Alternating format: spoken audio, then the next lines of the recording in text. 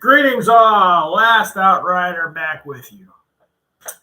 In my previous video, I described my predictions for Warhammer 10th edition and what's going to happen in the lore. In part 2, I'm talking about what's going to happen with the rules. How is 40k gameplay going to change? Now,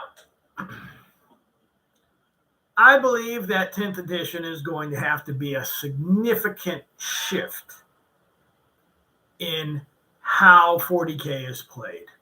And I believe that they're going to fix one of the biggest problems that has plagued 40k since 3rd edition. What is that? Cheesy army lists.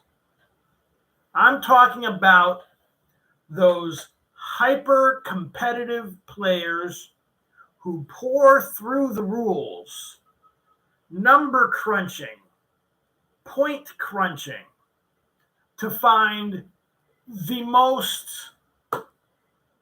unrealistic and yet legal army list.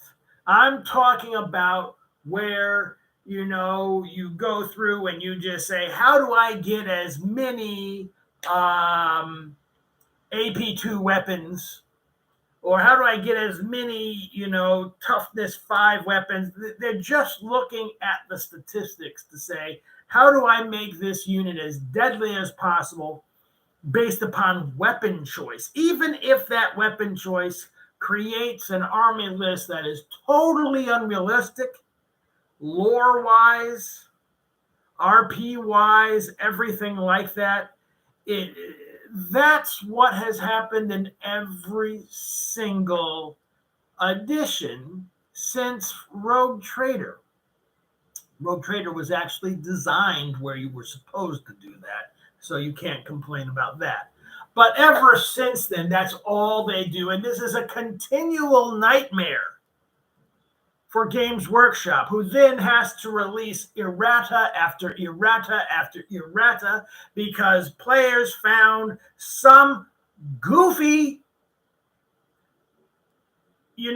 squad arrangement or weapon use that was never even imagined when the edition was being play tested. And you constantly are arguing about balance issues.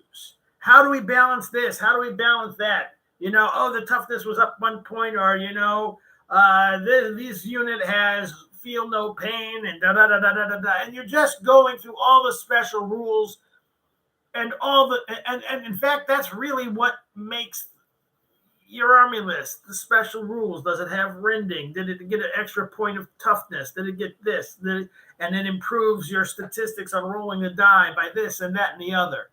I know for a fact that this has driven Games Workshop crazy for decades.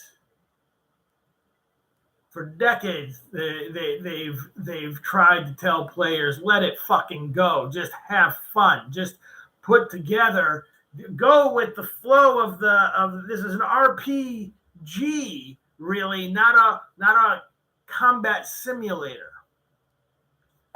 So I believe that finally, after 30-something years, Games Workshop will finally fix this problem in 10th edition.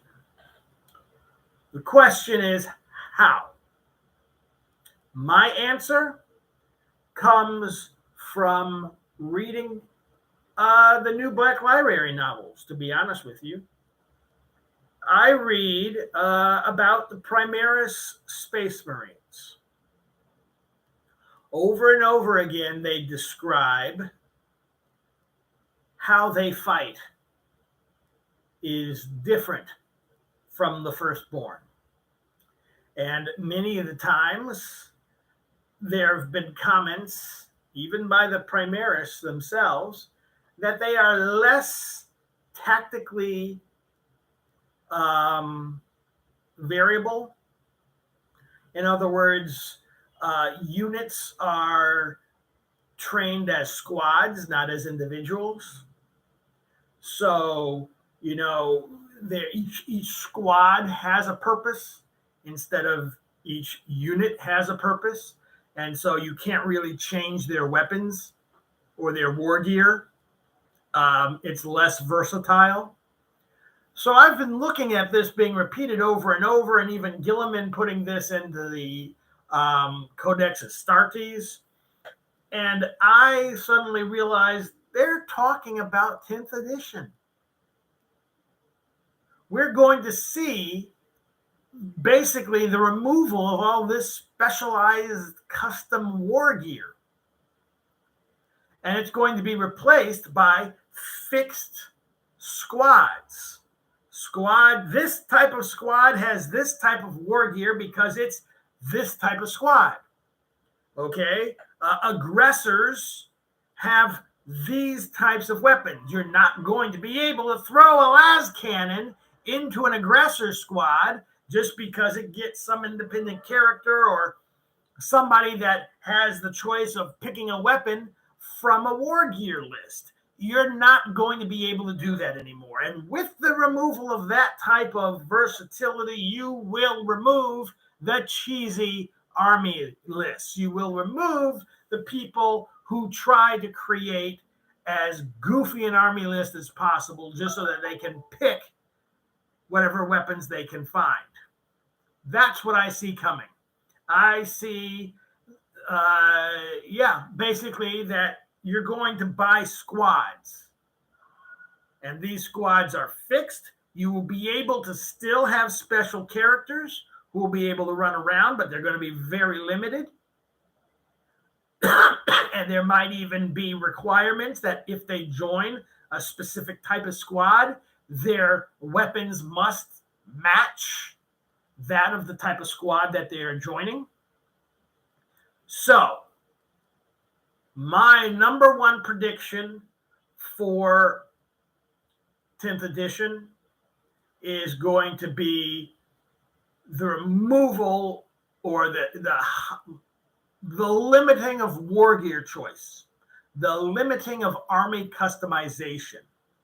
And this, which is going to really even the playing field between the hyper-competitive spreadsheet analysts and a new person starting to play the game. And this is going to be very helpful because, as I've talked in part one, you're talking about the Disneyfication or mainstreaming of 40K. So if you're going to get these live action shows and coming out and the introducing of 40K as a science fiction game instead of a grimdark game, you can't have the first experience you get with this new wave of potential customers and game players being to match, to meet up with this hyper competitive neckbeard in a game store with his incredibly cheesy army list. It's going to be a massive turnoff for those new players. So they got to get rid of that type of player. They got to get rid of all of this errata and FAQs that come out inevitably with every new edition and every new codex. They've got to make it streamlined enough that when you put out a new codex, it's going to work. And you do that by getting rid of all of these special rules and all of these special weapons and creating just kind of cookie cutter army. You need an assault unit. Okay, here. This is your assault unit. Blam. You need a troop, generic troop choice. You need a range choice. You need this. You need a jump capable unit. It's not going to be character based. It's just going to be squad based, which they've pretty much almost done with Grey Knights are squad based, and Custodes are pretty much and Sisters of Silence. That's what we're going to see here. And that is my prediction for 10th edition. Bye.